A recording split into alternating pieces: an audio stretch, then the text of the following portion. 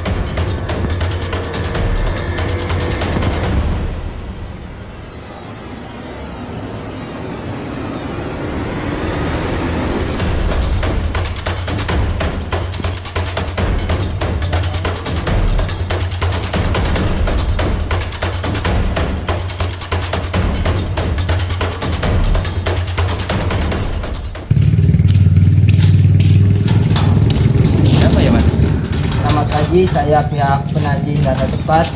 Anda atas nama Rian Saputra. Iya, ada apa ya Mas? Ada apa? Anda punya tunggakan selama 3 bulan. Total penagihan sekarang sudah 1.200.000. Dengan denda kami sudah dikirim 5 kali peringatan. Hah? Saya kan punya cuma 100.000 Mas. Dendanya keterlaluan banget Mas, gede banget. Itu risiko yang Anda terima waktu setuju pinjaman. Sekarang jangan pura-pura lupa isi perjanjiannya. Hah? Mas, saya butuh waktu sedikit lagi Mas. Saya sekarang lagi butuh banget. Kami hanya menjalankan aturan. Kalau Anda tidak bisa bayar, data Anda bisa kami sebarkan swab prosedur. Hah? Rancem ya Mas? Saya di dalam. Saya akan minta bantuan hukum.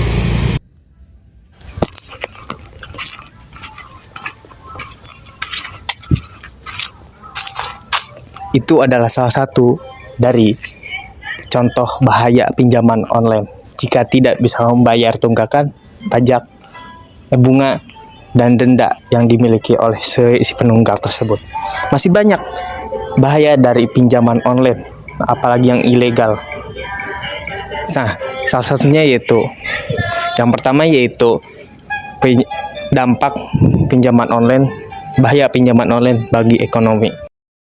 Bahaya pinjaman online bagi ekonomi. Over indebtedness, terlilit utang berlebih. Banyak pengguna pinjol terjebak dalam lingkaran utang karena kemudahan akses pinjaman tanpa seleksi yang ketat. Ini menyebabkan turunnya daya beli masyarakat, dana keluarga yang habis hanya untuk membayar bunga dan denda, meningkatnya ketergantungan pada pinjaman baru untuk menutup hutang yang lama atau yang biasa disebut gali lubang tutup lubang. Ketimpangan ekonomi. Pinjol ilegal banyak menargetkan masyarakat ekonomi menengah ke bawah yang kurang memahami resiko finansial ketika mereka gagal membayar. Nah, ketika mereka gagal membayar, aset pribadi bisa terjual, produktivitas menurun karena tekanan mental, jurang antara si kaya dan si miskin semakin melebar. Penyalahgunaan data pribadi. Pinjaman online, khususnya yang ilegal, sering mengakses kontak, telepon, foto, hingga akun pribadi. Data ini digunakan untuk mengintimidasi peminjam atau menyebarkan aib. Hal ini menggerus atau mengikis kepercayaan masyarakat terhadap ekosistem digital dan keuangan nasional. Lalu, bahaya pinjol bagi psikologis. Stres berat akibat tekanan utang. Pinjol seringkali memiliki jatuh tempo pendek dan bunga yang tinggi. Ketika peminjam tidak bisa membayar tepat waktu, beban utang bertambah karena denda harian. Hal ini menimbulkan kecemasan berlebih, gangguan tidur atau insomnia, ketakutan terus-menerus karena terus-menerus ditelepon oleh si penagih. Lalu, ada gangguan kesehatan mental breakdown. Peminjam biasanya mengalami depresi karena rasa bersalah dan tertekan secara finansial. Panik saat tidak tahu harus mencari uang dari mana untuk membayar hutang. Merasa tidak berharga apalagi jika harus mengorbankan harta atau pinjam ke orang lain. Konflik dalam keluarga. Banyak kasus di mana hubungan suami istri menjadi renggang akibat masalah yang disembunyikan. Anak-anak ikut terdampak karena orang tua sering bertengkar atau tidak bisa mencukupi kebutuhan mereka. Tekanan finansial menciptakan lingkungan rumah yang tidak sehat secara emosional. Adapun jebakan pinjol sebagai berikut, yaitu pinjaman cepat tanpa syarat, tidak memerlukan jaminan, slip gaji atau BI checking, uang cair dalam hitungan menit. Biasanya ditawarkan oleh pinjol ilegal. Jebakan bunga tinggi dan tidak transparan. Bunga pinjaman tidak dijelaskan secara rinci di awal dan tanpa kecil, tapi dihitung harian. Dampaknya apa? Total utang bisa membengkak ketika telat membayar melebihi pokok pinjaman. Jebakan akses data pribadi. Pinjol, khususnya yang ilegal, meminta izin ke akses kontak, galeri, dan lokasi saat install aplikasi. Untuk apa? Agar bisa menjebak si peminjam ketika si peminjam itu menunggak. Jadi data-data pribadi kita akan disebarkan atau digunakan untuk mengancam si peminjam. Lalu yang paling parah itu dan sering kali ditemui, jebakan iklan menyesatkan. Iklan di media sosial menyajikan pinjaman tanpa bunga, cair dalam 5 menit, atau tanpa syarat pinjaman apapun, dan mendapatkan limit pinjaman yang besar. Banyak pengguna tergoda dan tidak sadar bahwa ada biaya tersembunyi yang besar. Sudah pinjam 3 kali dan berhasil terus, nggak susah kok. Tanpa jaminan, tanpa tatap muka, pinjamin kasih limit tinggal 50 juta. Kamu yang di depan layar ini masih belum tahu pinjamin ya? Prosesnya gampang, nggak perlu dokumen ribet, nggak perlu slip gaji, nggak perlu mutasi rekening. Cukup klik link di bawah, masukkan nomor HP dan info data diri kamu, bisa dapat limit sampai 50 juta, tenor sampai 12 kali. Cair dalam 5 menit setelah disetujui. Itu salah satu contoh iklannya. Iklan tersebut mengiming-imingi limit pinjaman yang besar tanpa jaminan apapun dan bunga yang sedikit. Namun fakta di lapangan kebanyakan orang-orang tertipu iklan tersebut dan mendapatkan bunga yang besar walaupun pinjamannya kecil. Kenapa bisa seperti itu? Karena iklan zaman sekarang lebih mudah untuk mendapatkan akses mempromosikan iklan di berbagai platform. Contohnya seperti YouTube, Facebook, Instagram, X, dan berbagai aplikasi lainnya.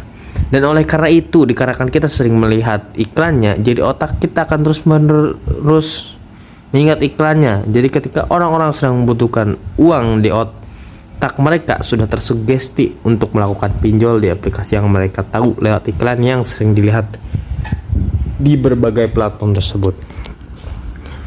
Walaupun banyak sekali bahaya dari pinjaman online, namun masih banyak orang yang terjebak pinjol. Bahkan menurut Global Newswire Digital Lending Platforms, Expert Market Research, Global Gotisai, Potter Market Insights, dan dari sumber-sumber lainnya, Indonesia menduduki peringkat 10 di dunia dalam pasar pinjaman online terbanyak di bawah Rusia dengan total 115 juta US dollar atau setara dengan 1,78 triliun rupiah. Nah, itu adalah salah satu bentuk dari bahayanya pinjaman online, apalagi yang ilegal. Iya.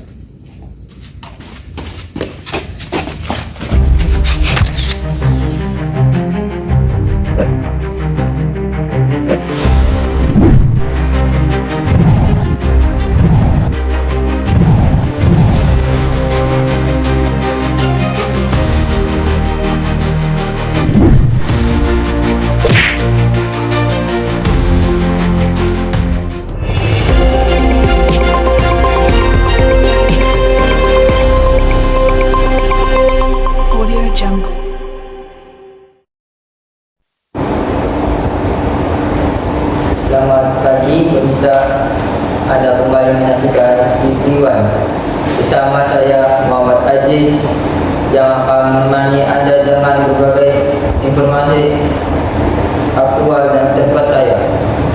Berita utama hari ini datang dari kota Cirebon, di mana seseorang berplat koruptor atau penagih hutang diduga melakukan pertindakan penganiayaan terhadap seseorang penghutang. Kejadian ini menambah daftar panjang kekerasan yang melibatkan oknum penagih hutang di lapangan. Kejadian bermula saat korban, seorang pria berinisial X, didatangi oleh salah satu orang bukan koruptor dari sebuah pembiayaan di depan rumahnya pada hari Minggu sekitar pukul 1 siang. Korban yang tidak mampu membayar cicilan sesuai tenggat waktu disebut sempat mencoba menjelaskan kondisinya secara baik-baik. Namun, penagih utang justru bersikap kasar dan berujung ternyata pinjol ini sangat berbahaya ya. Ya ada dong jelas, apalagi kalau si pengutangnya itu tidak bisa membayar utangan dari pinjaman online tersebut, apalagi kalau sudah nunggak lama gitu, jadi bunganya udah banyak, dendanya juga udah tinggi, jadi kita pasti bakalan bahaya, bukan bahaya tapi emang tanggung jawab atau emang udah ada dari peraturan si aplikasi pinjaman online itu. Ya yang pastinya sangat berbahaya itu dalam pinjaman online itu dalam peraturan pertama saat awal daftar. Nah itu dijelaskan secara rinci atau tidak terkait pinjaman online tersebut. Nah jadi itu kenapa pinjaman online itu bisa sangat berbahaya. Emang ada ya pinjol itu yang tidak berbahaya seperti berita yang di sekarang itu? Pinjol itu gak semuanya berbahaya. Yang berbahaya itu ketika si pengutang tidak bisa membayar apa yang telah dia pinjam. Nah, bedanya dalam hal penagihan. Nah, makanya itu pinjol itu ada dua, ada pinjol legal dan ada pinjol ilegal. Nih, di pinjol legal ada kredit pintar, Laku-Laku, Dana Bijak, Julo, Kredipo, Indodana, ada kami, Mokes, dan lain-lainnya. Nah, apa sih kelebihan dari aplikasi yang ilegal, yang legal ini atau yang sah ini? Nah, kelebihannya itu yang legal jadi diawasi oleh OJK langsung. Jadi ada batasan bunga, denda, dan harus jelas peraturannya sejak awal.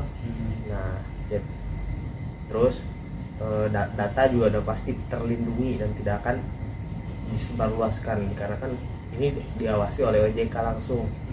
Jadi aman lah. Tapi tetap kalau emang nunggak pastinya akan ditagih langsung, didatangi ke rumah. Nah, tapi apakah bahaya atau enggak yang legal? Tetap sama bahayanya, apalagi kalau udah nunggak, karena kan ada bunga dan denda yang akan terus berjalan setiap harinya ketika telat membayar. Terus pasti tetap ada tekanan psikologis ketika si debt collector datang untuk menagih. Terus yang ilegal apa aja? Yang ilegal itu ada, contohnya ada uang cepat, dompet kilat, dana tunai 365, cash kilat, pinjam yuk, go uang, dan dana now. Ada kelebihannya enggak? Ada pastinya. Limit pinjamannya bisa tinggi, terus apalagi limit pinjamannya bisa tinggi, pengajuannya cepat dan gampang cair tentunya. Tapi bunganya juga tinggi sehingga pastinya akan sangat-sangat menyusahkan saat membayar. Tidak lupa juga pastinya ada dendanya. Dan kalau ilegal ini data kita kemungkinan akan disebarluaskan ketika kita telat dalam membayar atau ketika kita gagal membayarnya dalam tenggat waktu yang sudah ditentukan. Terus penagihnya pun kalau emang kita cuma telat sehari, 2 hari bahkan ataupun 1 bulan, si penagihnya akan meneror kita mati-matian, menelpon keluarga kita, saudara kita, menelpon nomor pribadi kita secara terus-menerus sampai kita mungkin kalau orang yang mungkin lemah mentalnya pasti akan langsung kena serangan psikologis, mentalnya pasti akan langsung kena. Oleh karena itulah lebih baik jangan meminjam online. Kalau bisa, kalau emang masih darurat, lebih baik pinjam dulu ke saudara, keluarga, ke teman dekat, ke sahabat, ke siapalah. Yang penting jangan menjadikan pinjaman online itu sebagai pusat utama kita untuk meminta bantuan bagi terutamanya uang. Nah itu bahaya dari pinjaman online dan pinjaman online tuh bagi legal dan ilegal. Jadi pandai-pandai kalau emang mau pinjam online, ini sebaiknya jangan sih. Harap lebih hati-hati dalam memilih platform yang bisa pinjam online. Ingat, pinjaman online mungkin terlihat solusi yang sangat cepat, mengajukan pinjaman sangat cepat, cairnya sangat cepat, tapi jangan terbuai oleh banyak uang itu, oleh pinjaman online itu. Karena apa? Karena kekayaan yang sungguhnya itu adalah bersyukur atas apa yang kita punya. The greatest wealth is to live content with little. Kekayaan terbesar adalah hidup puas dengan apa yang ada, dengan apa yang sedikit. Oleh karena itu, janganlah kita pinjol demi hal-hal yang ya tidak pasti, hanya demi keenakan kita saja, demi membeli barang-barang yang kita inginkan tanpa melihat apa yang kita butuhkan. Oleh karena itu kita jangan pernah salah melangkah agar hidup kita tidak terperosok dalam hal yang seperti itu. A wise choice today saves you from 1,000 regrets tomorrow. Pilihan bijak hari ini menyelamatkanmu dari 1000 penyesalan esok hari. Saya Muhammad Fajar Maulana, signing out.